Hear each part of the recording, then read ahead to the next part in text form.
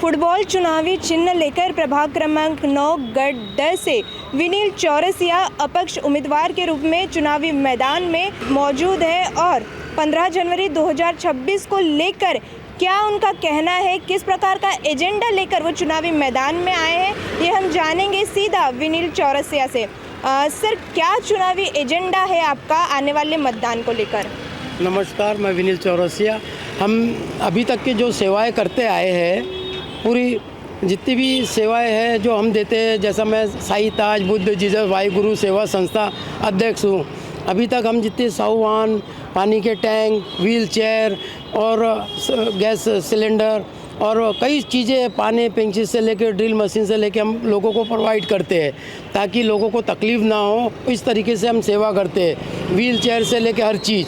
वही हम चाहते हैं कि अगर हमारे पास थोड़ा भी पावर आता है तो हम बहुत सारी सेवाएं पब्लिक को निःशुल्क देना चाहते हैं। जिस तरीके से ये देखो, इतनी सारी चीज़ें हमारे पास सब देने के लिए है, अभी तक हम देते आए हैं और इससे ज़्यादा चीज़ें और बढ़ाने वाले हैं हम, जो लोगों की जनता के लिए जो बहुत फ़ायदेमंद रहेगा। इसीलिए हम चारों मिलके यहाँ पे आए हैं कि इंडिपेंडेंट पैनल के तौर पे और डट के हम मुकाबला कर रहे हैं। और क्योंकि हमारे को, मैं भी शहर सचिव कांग्रेस पार्टी का था, कांग्रेस पार्टी से टिकट ना देने के वजह से, क्योंकि पूरी जनता कहती थी कि टिकट आपको ही मिलेंगी, काम आपका ऐसा है, लेकिन कांग्रेस ने फिर भी नहीं दी। इसलिए हम इंडिपेंडेंट लड़ रहे हैं और लड़ रहे हैं और जीत के आएंगे और लोगों की सेवा करेंगे।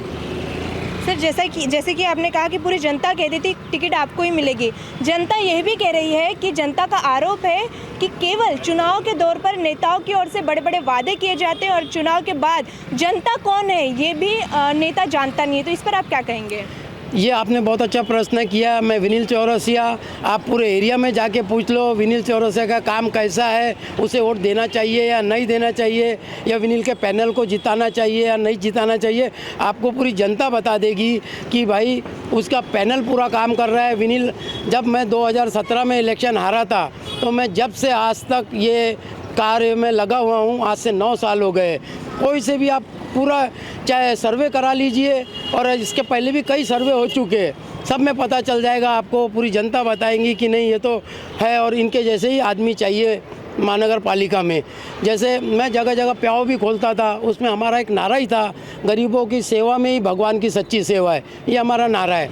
और जितनी भी प्याव है सब हम गवर्नमेंट से ये लेते हैं कनेक्शन और उसका बिल हम खुद भरते हैं। तो आप समझ सकते होंगे कि जितने हमारे प्याव चलते हैं उतना पैसा बिल हम भरते हैं। और हमने OCW से भी पानी मांगा था कि साहब मेरे को टैंक भर के दिया जाए, हम जनता को प्रोवाइड कर रहे थे।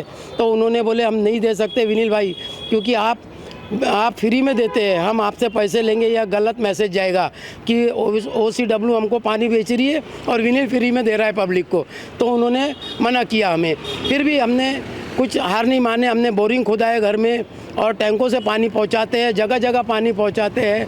तो ये उन्हें भी पता चला है कि भैया पानी हर जगह पहुंचता है, पूरे एरिया में पहुंचता है। यही हमारी सेवा है। सर, प्रभाग क्रमांक 9 में सीवरेज लाइन, पानी की समस्या और जो घर के पट्टे, इनकी प्रमुख तौर से समस्या उजागर है। तो क्या योजनाएं होंगी आपकी अगर आप चुनावी मैदान में जीत हासिल करते हैं, तो किस प्रकार से इन समस्याओं का हल आप करेंगे?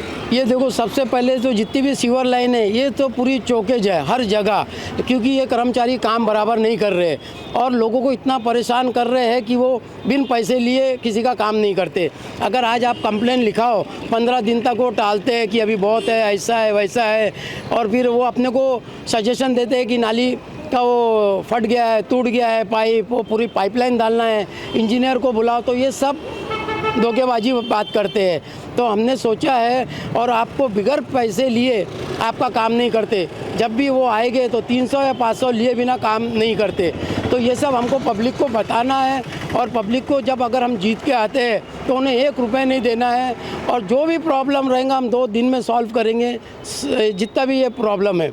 और अगर वो नाली रिपेयर करने का और उसका रहेगा, उसको टाइम लगता है, लेकिन बाकी जो तकलीफ़ है जनता की वो हम तो 2 दिन के अंदर सॉल्व करेंगे, ऐसा हम ये करते हैं।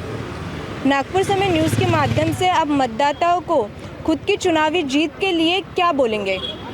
हम यही चाहते हैं कि पूरी जनता को कि हम पूरे पैनल को वोट दीजिए। हम बहुत अच्छे और सक्षम कैंडिडेट है जो हम आपको मौका नहीं देंगे और आने वाले वक्त में आपके पास हमें आना ना पड़ेगा और आप खुद होके हमें वोट देंगे, इतनी हमको गारंटी है हमारे काम पे। जो अभी लोग मानते हैं कि इतना काम जब आप अपने जेब से पैसा लगा के कर रहे हैं तो अगर गवर्नमेंट का अगर आपको थोड़ा पावर मिल जाए तो आप कितना करोगे ये पूरी जनता जानती है। ये हमारा लक्ष्य है कि सबको जीत के आना है और ये काम करना है और सबको हम पे उम्मीद भी है कि आप आओगे तो ही काम अच्छा होगा। धन्यवाद। जनता की सेवा यानी ही ईश्वर सेवा। जनता बोल रही है कि आप ही जीतेंगे, ये अपक्ष के उम्मीदवार, चारों उम्मीदवार ऐसा बता रहे हैं। और अपक्ष उम्मीदवार विनील चौरसिया जनता की सेवा यानी ईश्वर सेवा यह नारा लेकर चुनावी मैदान में अब तो आने वाली 16 जनवरी 2026 की तारीख बताएगी कि प्रभाग क्रमांक 9 में आखिर किसका झंडा लहराएगा। ये देखने के लिए लगातार जुड़े रहिए नागपुर समय न्यूज़ के साथ। मैं काजल छेती, कैमरा पर्सन रोशन वानखेड़े के साथ। प्रभाग क्रमांक 9 गढ़ विनील चौरसिया, इन्होंने अभी हमसे सीधी बातचीत की। जनता की सेवा यानी ही ईश्वर सेवा यह चुनावी नारा लेकर वो चुनावी मैदान में उतर चुके हैं। पर आने वाली 16 जनवरी 2026 की तारीख तय करेगी कि आने वाले चुनावी दिनों में प्रभाग क्रमांक 9 में आखिर किसकी जीत होती है। ये देखने के लिए लगातार जुड़े रहिए नागपुर समय न्यूज़ के साथ। काजल छेती, कैमरा पर्सन रोशन वानखेड़े, नागपुर।